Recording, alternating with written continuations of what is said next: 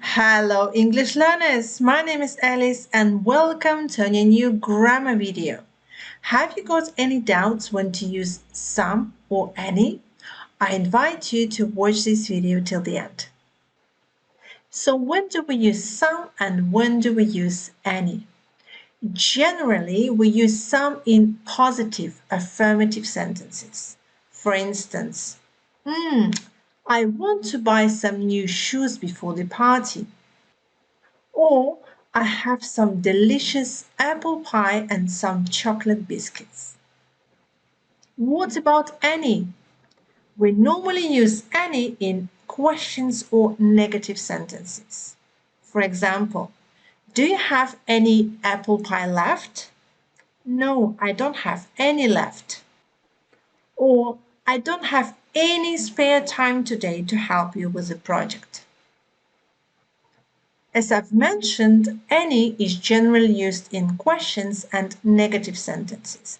However, it can be used in positive sentences when we refer to unlimited amount of something. For example, you can read any book you like. So here we don't put any limits. You can read as many books as you want. Or for example, if you've got any questions, let me know.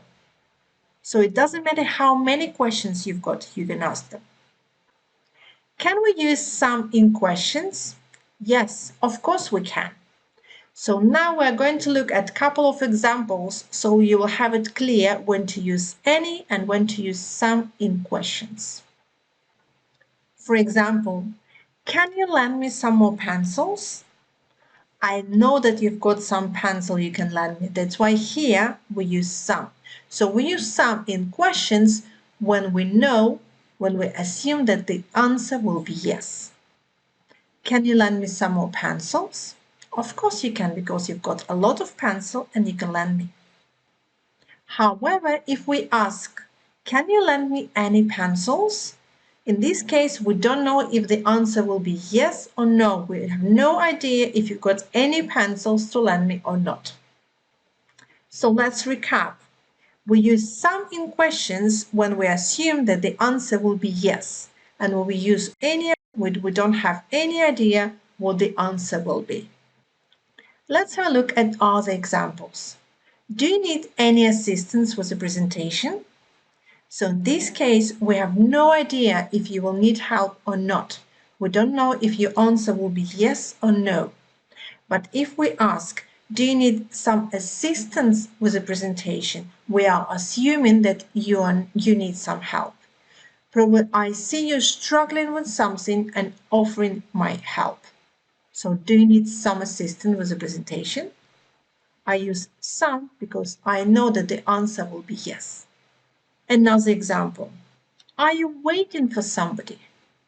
Probably you see a person or a child standing in one place looking around and you assume that the person, this child, is waiting for someone. So you're asking, are you waiting for somebody? Or we can say, is anybody coming to meet you?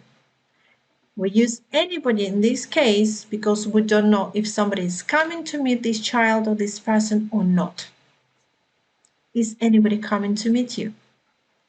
No and none.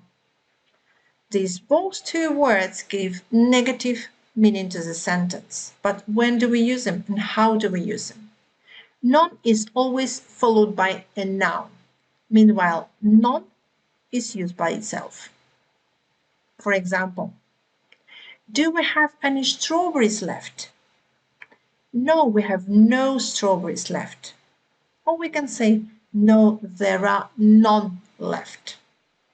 So we can see that no is followed by a noun, strawberries, and none is used by itself.